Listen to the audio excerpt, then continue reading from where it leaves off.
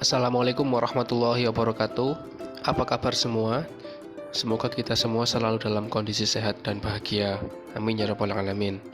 Untuk konten kali ini saya akan menjelaskan menerapkan konsep dan teknis dalam memulai bisnis.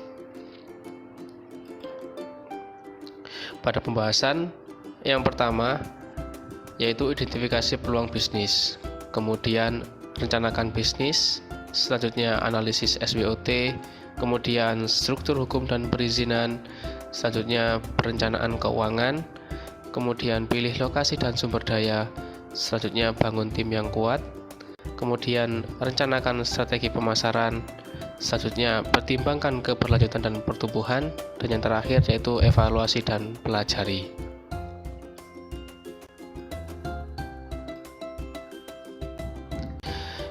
Identifikasi peluang bisnis.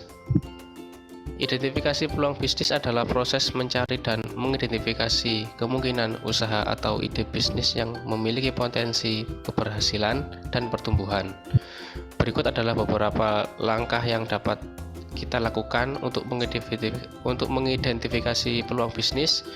Yang pertama adalah analisis pasar, yang kedua mengamati kebutuhan dan masalah, yang ketiga pemantauan tren dan perkembangan, yang keempat melibatkan diri dalam komunitas bisnis, yang kelima analisis pesaing, yang keenam menggunakan keterampilan dan minat pribadi, yang ketujuh membuka mata terhadap perubahan sosial atau demografis, yang kedelapan menerapkan teknologi baru, yang kesembilan mengikuti hobi dan minat, yang kesepuluh menerima umpan baik dari pelanggan atau pengguna.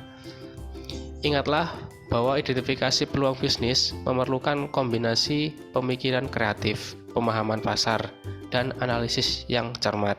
Selalu lakukan penelitian dan evaluasi menyeluruh sebelum memutuskan untuk mengambil langkah menuju peluang bisnis yang diidentifikasi. Merencanakan bisnis. Merencanakan bisnis adalah langkah penting dalam mempersiapkan fondasi yang kuat untuk usaha. Berikut adalah beberapa langkah yang dapat kita ikuti dalam merencanakan bisnis. Yang pertama, riset pasar. Yang kedua, tujuan dan visi. Yang ketiga, profil pelanggan. Yang keempat, produk atau layanan. Yang kelima, strategi pemasaran. Yang keenam, rencana operasional. Yang ketujuh, analisis keuangan. Yang kedelapan, rencana pertumbuhan. Yang kesembilan, risiko dan mitigasi. Yang kesepuluh, pemantauan dan evaluasi. Pastikan untuk membuat rencana bisnis secara komprehensif dan fleksibel. Rencana bisnis akan menjadi panduan kita dalam mengarahkan bisnis ke arah yang diinginkan dan membantu kita mengatasi tantangan yang mungkin muncul di sepanjang jalan. Selanjutnya, analisis SWOT.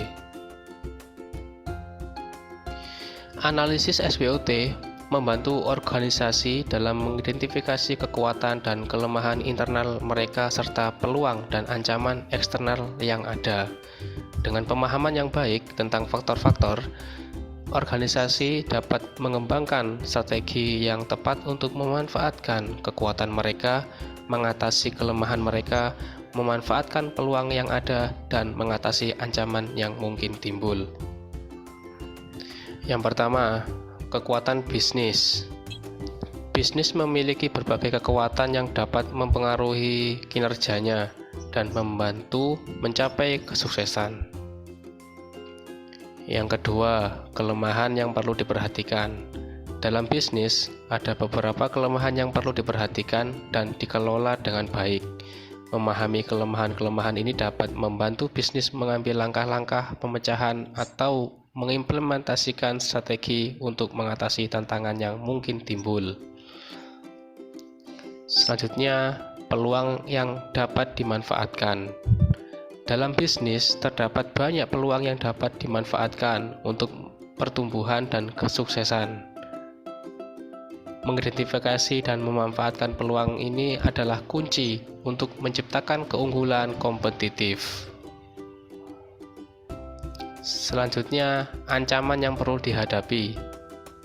Dalam bisnis, ada banyak ancaman yang perlu dihadapi dan dikelola dengan baik untuk memastikan kelangsungan dan keberhasilan bisnis. Mengidentifikasi dan merespon ancaman ini dengan tepat dapat membantu bisnis mengurangi resiko dan mengambil langkah-langkah pencegahan yang diperlukan. Penting bagi pembisnis untuk mengidentifikasi dan memahami ancaman-ancaman ini serta mengadopsi strategi mitigasi risiko yang sesuai. Hal ini dapat mencakup diversifikasi pasokan, pengembangan rencana kontinuitas bisnis, mengadopsi teknologi yang relevan, memonitor perkembangan pasar dan persaingan, dan melibatkan kebijakan pengamanan yang efektif. Struktur hukum dan perizinan. Struktur hukum dan perizinan mengacu pada kerangka hukum dan proses perizinan yang mengatur pendirian, operasional, dan pengelolaan bisnis. Ini mencakup aturan, regulasi, dan persyaratan yang harus dipatuhi oleh bisnis dalam suatu negara atau yurisdiksi tertentu. Berikut adalah beberapa poin penting yang terkait dengan struktur hukum dan perizinan. Yang pertama, pendirian bisnis. Yang kedua, perizinan bisnis. Yang ketiga, regulasi industri. Yang keempat, hak kekayaan intelektual. Yang kelima, kewajiban hukum dan perpajakan. Penting bagi para pengusaha untuk memahami struktur hukum dan perizinan yang relevan dalam menjalankan bisnis mereka.